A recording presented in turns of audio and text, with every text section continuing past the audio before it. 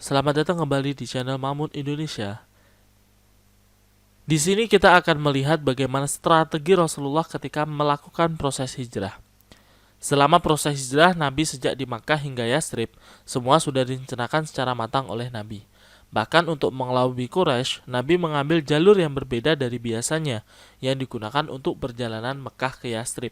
Hal ini bukan tanpa sebab tentunya. Selain karena jalan ke Yathrib semua sudah ditutup dan dihalangi oleh kaum Quraisy, ancaman siksaan dan bahkan pembunuhan menghantui Nabi selama proses hijrah. Sejak malam hijrah, ketika niat pembunuhan mulai dilancarkan Quraisy dengan mengutus algojo-algojo pilihan dari setiap suku Quraisy, Allah sudah mengisyaratkan bahwa niat buruk Quraisy malam itu harus dihindari. Sebelumnya ketika pengikut Nabi mulai berkurang karena sudah pergi terlebih dahulu ke Yathrib, dan sebelum datang perintah untuk hijrah, Nabi meminta Abu Bakar untuk menemani beliau. Sejak saat itu pula Abu Bakar menyiapkan 2 ekor untanya yang diserahkan pemeliharaannya kepada Abdullah bin Uraikid hingga nanti tiba waktunya diperlukan.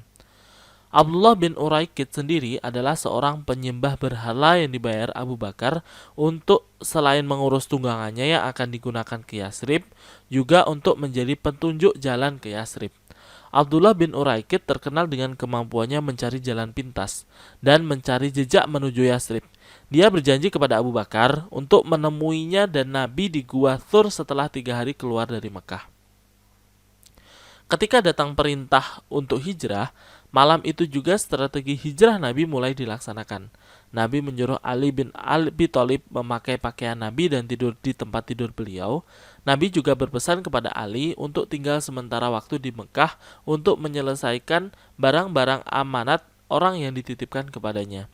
Namun kondisi saat itu mereka terkepung karena para algojo telah mengepung mereka di luar rumah. Allah menghendaki keselamatan Nabi.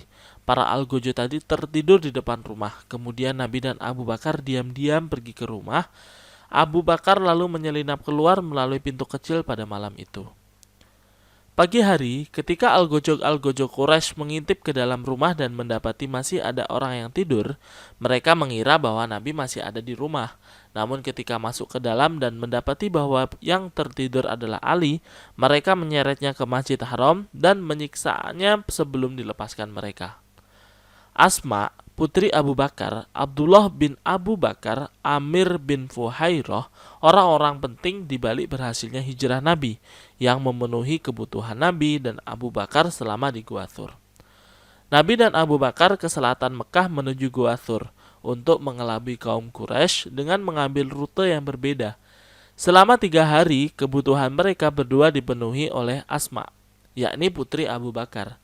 Pada setiap malam hari, Abdullah bin Abu Bakar pergi ke Gua Thur untuk memberitakan kondisi Makkah dan kaum Quraisy saat itu. Dia mencari kabar di Mekah yang akan diberitakan kepada Nabi dan Abu Bakar. Selain itu ada Amr bin Fuhairah yang menggembalakan kambing untuk diperas susunya di Gua Thur, sehingga Nabi dan Abu Bakar bisa minum susunya di malam hari dan kembali ke Mekah sebelum fajar tiba, yang juga untuk menghapus jejak Abdullah bin Abu Bakar. Setelah Nabi dan Abu Bakar ditemukan tidak berada di Mekah, kaum Quraisy segera mengadakan sayembara berhadiah 100 ekor unta untuk orang yang dapat menyerahkan Nabi. Tampillah itu Suraqah sebagai seorang yang ikut dalam sayembara. Ketika rombongan Nabi melewati kampung Bani Mudlij, Suraqah yang mengetahuinya segera mengejar dengan kuda pacunya. Ketika sudah dekat dengan mereka, Abu Bakar memberitahukannya kepada Nabi. Dan Nabi tidak menghiraukannya, tapi malah mendoakan Suraqah. Setelah doa dilaksanakan, kaki depan kuda Suraqah terjerembab yang menyebabkan Suraqah terjatuh. Suraqah kemudian meminta ampun dan meminta didoakan yang baik sembari berjanji untuk menutupi jejak Nabi dari kaumnya. Ketika ada orang yang mencari Nabi, Suraqah menghadang mereka dengan mengatakan bahwa tidak ada siapapun di jalan itu. Kelak, ketika dia datang haji wada, Suraqah datang sebagai muslim. Tadilah sekilas tentang cerita dan proses atau strategi Rasulullah dalam berhijrah. Semoga bermanfaat.